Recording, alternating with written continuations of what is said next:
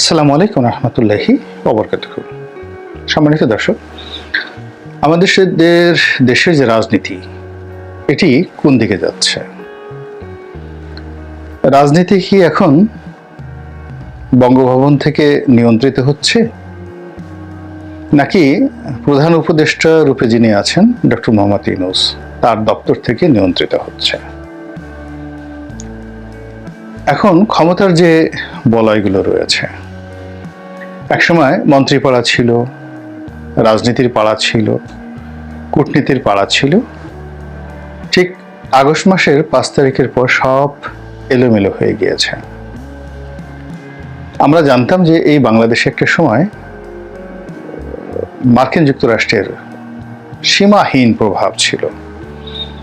CIA, Pentagon, Pacific command, world bank, IMF, white house, এই নামগুলো শুনলে আমাদের হৃদয়ে কম্পন ধরত।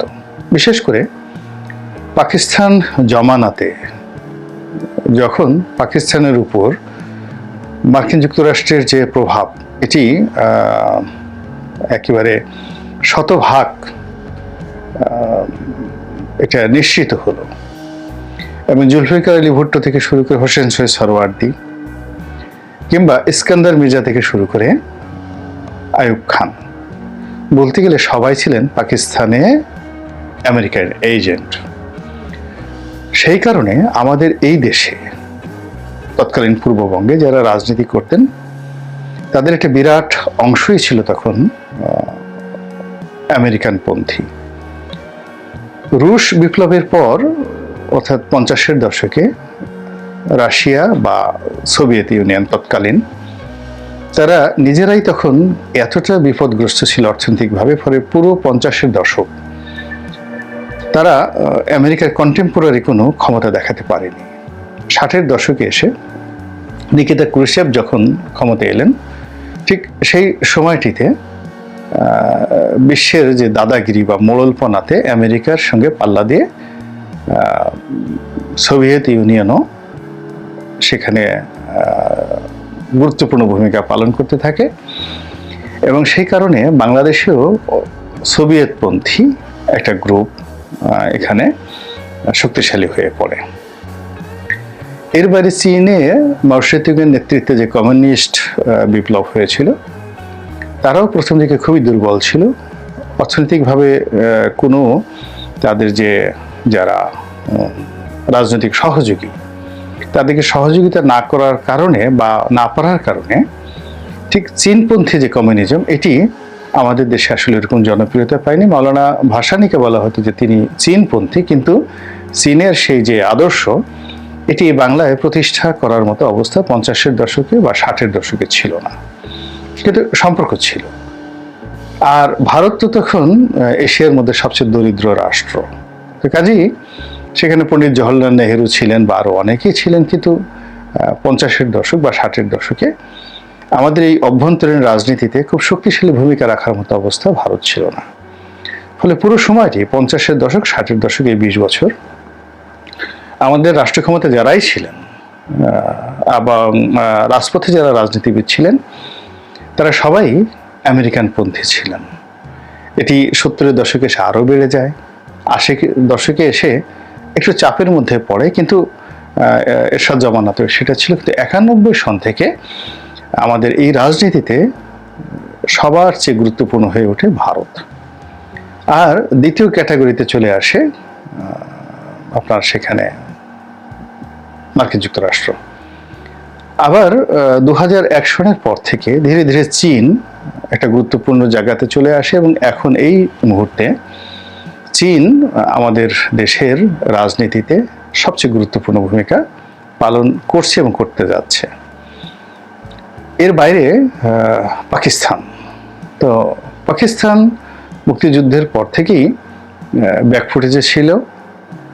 তারপর বিএনপি যে কয়বার ক্ষমতায় এসেছে, তাদের সঙ্গে জামাত ছিল, তখন অভিযোগ করা হতো যে তাদের সঙ্গে পাকিস্তানের একটা সম্পর্ক রয়েছে ISI সংক্রান্ত। আসলে এই সম্পর্কটা ছিল কেবলমাত্র আইডিওলজিক্যাল সম্পর্ক, কিন্তু পাকিস্তানের সহযোগিতা নিয়ে এখানে কোনো রাজনৈতিক কর্মকাণ্ড চালানোর মতো অবস্থা আমাদের এই দেশের কোনো পাকিস্তানপন্থী সংগঠনের ছিল না, আর পাকিস্তানের পক্ষেও জনমতের কারণে বাংলাদেশে এসে কোনো ভূমিকা রাখা সম্ভব ছিল না, আর এটা তাদের কোনো লাভও নেই। এখানে যা কিছুই করা হোক না কেন, চীনের লাভ হবে সেভেন সিস্টারে কোনো কিছু হলে, কিন্তু পাকিস্তানের আসলে বাংলাদেশে যদি ভারত অপদস্থ হয়, বাংলাদেশের যদি তাদের অনেকগুলো মানে যে কূটনৈতিক যে স্ট্রং রয়েছে, যে ঝড় রয়েছে, এই ঝড় তারা এখানে প্রবাহিত করে দেয়, তবুও তাদের কোনো লাভ হবে না, যেহেতু তাদের সঙ্গে আমাদের কোনো সীমান্ত নেই। এই কারণে পাকিস্তানের সাথে আমাদের যে সম্পর্কটি, এটি আদর্শিক সম্পর্ক হতে পারে, চিন্তার সম্পর্ক হতে পারে, কলোনিয়াল যে প্রিভিয়াস কলোনিয়াল যে রিলেশন ছিল, এটার প্রেক্ষাপটে ভারতকে একটা চাপ প্রয়োগ করার ক্ষেত্রে আমাদের সীমানাকে পাকিস্তান ব্যবহার করতে পারে, কিন্তু সরাসরি পাকিস্তান আমাদের দেশে এসে যুদ্ধ করবে, ভারতের সঙ্গে দাঁড়াবে, আবার বাংলাদেশ পাকিস্তান হবে, এটা মানে একেবারে রীতিমতো অসম্ভব একটা বিষয়। যাই হোক, এই কারণে পাকিস্তান নিয়ে প্রচারণা চললেও পাকিস্তানের কোনো প্রতিক্রিয়া ছিল না। কিন্তু হাল আমলে যেটা দেখা যাচ্ছে সেটা হলো বাংলাদেশের রাজনীতিতে, বিশেষ করে আওয়ামী লীগের পতনের পর পাকিস্তান স্বপ্রণোদিত হয়ে এগিয়ে এসেছে, এবং আওয়ামী লীগকে অপমান করার জন্য, বঙ্গবন্ধুকে অপমান করার জন্য ইতিমধ্যেই পাকিস্তানের যে ক্ষমতাধর রাজনৈতিক দল যারা রয়েছেন, বিশেষ করে শাহবাজ শরীফের সরকার এবং তার সঙ্গে যারা আছেন যে ভুট্টো পরিবার, তো বিলাওয়াল ভুট্টো, তারা ঐতিহাসিকভাবে বাংলাদেশ বিরোধী, আওয়ামী লীগ বিরোধী। তো কাজেই তারা এই সুযোগটি নিয়ে বিএনপির সঙ্গে সম্পর্ক স্থাপন করতে চাচ্ছে এবং আওয়ামী লীগকে অপদস্থ করতে চাচ্ছে, এবং এর বিনিময়ে যদি ভারতের কোনো ক্ষতি হয় তাহলে সঙ্গতিকরণী পাকিস্তান লাভবান হবে। দ্বিতীয়ত, চীন, আমরা জানি যে চীনের সঙ্গে আমাদের বিএনপির একটা নিদারুণ সম্পর্ক ছিল। তো সেই সম্পর্কটি 2009 থেকে টানাপোড়েনের মধ্যে চলছিল। চীন আসলে ব্যবসায়িক কারণে, বাণিজ্যিক কারণে আওয়ামী লীগকে পছন্দ করেছিল, আর আওয়ামী লীগ যেভাবে 2014 সনের পরে কর্তৃত্ব পরায়ণ হয়ে পড়েছিল, গণতন্ত্র থেকে দূরে সরে যাচ্ছিল, চীন মনে করেছিল যে কোনো গণতান্ত্রিক শক্তির চাইতে ফ্যাসিবাদ বা একনায়কতন্ত্র যারা ধারণ করে মস্তিষ্কে, তাদের সঙ্গে রাজনৈতিক সম্পর্ক রাখা তাদের জন্য নিরাপদ, এবং সেই অর্থে তারা প্রাণান্ত চেষ্টা করেছে ভারত থেকে আলাদা করে শেখ হাসিনার যে ফ্যাসিজম, এটাকে শক্তিশালী করার জন্য। কিন্তু শেখ হাসিনা এই অঙ্কটা বুঝতে পারেনি, কেননা তার যদি গণতান্ত্রিক চরিত্র থাকতো তাহলে সেক্ষেত্রে ভারতের সঙ্গে তার সম্পর্কটা মধুর হতো, স্থায়ী হতো। কিন্তু সে যে ফ্যাসিজম চালু করেছিল, স্বৈরতান্ত্রিক ব্যবস্থা চালু করেছিল, তার জন্য সবচেয়ে নিরাপদ ছিল চীন। কিন্তু চীনের সেই আহ্বানটি সে বুঝতে পারেনি, সাহস পায়নি, অথবা বোঝার চেষ্টা করেনি, সে ভারতের পিছনেই ছুটেছে। তো যা হোক, এখন এর ফলে কি হলো, এই যে সরকারের পতন হলো, এই পতনের পর সেই সর্বশক্তি নিয়োগ করে চীন এখন যাকে বলা হয় এটার সাথে আমাদের বিএনপির সঙ্গে সম্পর্ক স্থাপন করার চেষ্টা চালিয়ে যাচ্ছে, এবং ইতিমধ্যে বেশ কতগুলো বৈঠক হয়েছে প্রকাশ্যে, আর পর্দার অন্তরালে অনেকগুলো বৈঠক হয়েছে। এটা সঙ্গতিকরণী অনুমান করা যায়। আর অন্যদিকে এখন যারা তত্ত্বাবধায়ক সরকার চালাচ্ছেন বা অন্তর্বর্তীকালীন সরকার চালাচ্ছেন, এদেরকে মার্কিন ব্যাক্ট বা ইউরোপিয়ান ব্যাক্ট গভর্নমেন্ট বলা হয়, যদিও তাদের ভিশন, মিশন, তাদের কার্যকাল কোনো কিছুই এখন নিশ্চিত নয়। কতদিন আছেন, কতদিন থাকবেন, কি করবেন, এই বিষয়গুলো তারাও জানে না, আমরাও জানি না। তো এরই মধ্যে যেটি হচ্ছে, রাজনৈতিক অবস্থা ক্রমশ জটিল হয়ে যাচ্ছে। আমরা কেউ বুঝতে পারছি না যে নির্বাচন কবে হবে। সরকার সংস্কারের কথা বলছে, কিন্তু এই সংস্কারের ব্যাপারে তাদের কোনো গ্রাউন্ড ওয়ার্ক রয়েছে কিনা। যদি গ্রাউন্ড ওয়ার্ক না থাকে, অভিজ্ঞতা না থাকে, তাহলে এই সংস্কার নিয়ে, যে কোনো বিষয়ের সংস্কার নিয়ে তারা যদি বেশি ঘাটাঘাটি করে, বেশি সময় ক্ষেপণ করে, তাহলে তাদের জন্য অশুভ পরিণতি দেখে নিয়ে আসবে, কোনো সন্দেহ নেই। তো যার জন্য এটি নিয়ে আমাদের যারা সাধারণ জনগণ, আমাদের আসলে অনেকেরই, বেশিরভাগ মানুষেরই চিন্তা যে ক্ষমতায় বিএনপি আসবে বা ক্ষমতা আওয়ামী লীগ আসবে, এটা মুদ্রার এপিঠ এবং ওপিঠ কয়েকজনের জন্য। এবং ইতিমধ্যে গত 15 দিনে আপনারা অনেক কিছু দেখেছেন যে যেখানে বিএনপি ছিল সেখানে আওয়ামী লীগ এসে বসেছে, আবার আওয়ামী লীগ যেখান থেকে চলে গেছে সেখানে বিএনপির লোক বসার চেষ্টা করছে।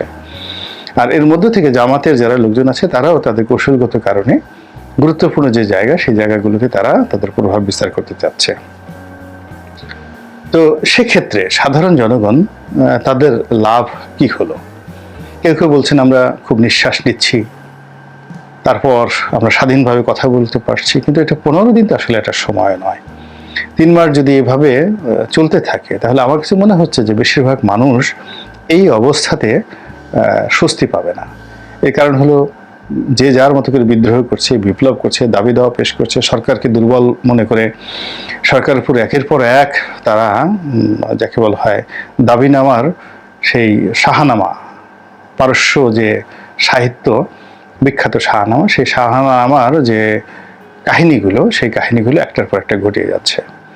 সরকার বিপদগ্রস্ত, বিপর্যস্ত, এর সঙ্গে সঙ্গে ব্যবসা বাণিজ্য সব কিছু এলোমেলো হয়ে যাচ্ছে। তো যার ফলে মানুষ ধৈর্য রাখতে পারছে না, সরকারের উপর ধৈর্য রাখতে পারছে না, আওয়ামী লীগের যে কুকর্ম সেগুলো ভুলতে পারছে না, আবার বিএনপির প্রতি যে খুব নির্ভর করবে এই ধরনের কোনো পরিবেশ বা পরিস্থিতিও তারা দেখতে পাচ্ছে না। কিন্তু এরই মধ্যে আন্তর্জাতিক অঙ্গনে আমরা দেখতে পাচ্ছি যে খুব দ্রুততার সাথে এই বিএনপির সঙ্গে পাকিস্তান এবং চীন যেভাবে সাড়া দিয়েছে এবং যেভাবে তারা বন্ধুত্বের বন্ধন দৃঢ় করছে, তা একদিকে ভারতকে খেপিয়ে তুলছে, অন্যদিকে বর্তমান সরকার যারা আছে মার্কিনপন্থী তাদেরকে সন্ত্রস্ত করে তুলছে। এবং চীন যদি সত্যিকার অর্থে এখানে প্রভাব বিস্তার করতে পারে এবং চীনের মদতপুষ্ট কোনো সরকার যদি এখানে ক্ষমতায় আসতে পারে, সঙ্গত কারণেই ভারত বিপদে পড়বে, বহুমুখী বিপদে পড়বে। ভারতের যে 7 সিস্টারগুলো রয়েছে সেখানে অনাসৃষ্টি তৈরি হবে, তাদের মধ্যে স্বাধীনতার ভাব জাগ্রত হবে। দীর্ঘদিন ধরে চীন যেভাবে ভারতের বিভিন্ন বিচ্ছিন্নতাবাদী গ্রুপকে তারা মদত দিচ্ছে এবং ভারতের বিভিন্ন এলাকাগুলোতে বিশেষ করে সিকিমের উপর, তিব্বতের উপর তারা যে দাবিনামা পেশ করে আসছে, এই জিনিসগুলো যদি বাংলাদেশে চীনপন্থী কোনো সরকার প্রতিষ্ঠিত হয় তাহলে বাংলাদেশকে একটা ট্রানজিট রুট হিসেবে ব্যবহার করে চীন এই কাজগুলো আরও সুচারুরূপে করতে পারবে। এবং সেক্ষেত্রে চীনের সঙ্গে যদি বিএনপির একটা বাইলেটারাল রিলেশন হয়, এবং এটা এখন ডক্টর ইউনূসের সঙ্গে হতে পারে, মানে যেভাবেই হোক না কেন চীনের সঙ্গে যদি আমরা আমাদের বন্ধুত্বের বন্ধনটা সুদৃঢ় করি, আমরা হয়তো ভারতীয় আগ্রাসন বন্ধ করতে পারবো, এতে কোনো সন্দেহ নেই। কিন্তু আমাদের যে রাজনীতির যে শ্রেণী চরিত্র এটি কিন্তু পাল্টে যাবে। কোনো অবস্থাতেই পশ্চিমা দাসের গণতন্ত্র এখানে চীনের নেতৃত্বে সম্ভব নয়। এটা অনেকটা মধ্যপ্রাচ্যের যাকে বলা হয় রাজাবাদশা শাসিত রাষ্ট্রের মতো হয়ে যাবে। দ্বিতীয়ত, এখানে চীনের যে বাণিজ্য, সে বাণিজ্য হলো স্বল্পমেয়াদী বাণিজ্য। তারা সাস্টেনেবল লং টার্ম কোনো বাণিজ্যে যায় না। আমি চীনের অনেক জায়গাতে দেখেছি, কিছু কিছু এলাকা চীনের, যেমন যেখানে ফ্রান্সের দখলে ছিল, তো সেখানে এক ধরনের ডেভেলপমেন্ট হয়েছে। জার্মানির দখলে যে এলাকাগুলো ছিল, বিশেষ করে চিনডাও এলাকা, সেখানে দেখেছি তো জার্মানিরা যখনই কোনো একটা কাজ করে কোথাও, সেখানে তারা 100 বছর 200 বছর তারা মাস্টার প্ল্যান নিয়ে সেই কাজগুলো করে। তো সেই জার্মান জমানাতে চিনডাও এলাকাতে যে সকল রাস্তাঘাট হয়েছে, শহরের মাস্টার প্ল্যান হয়েছে, সেগুলো সব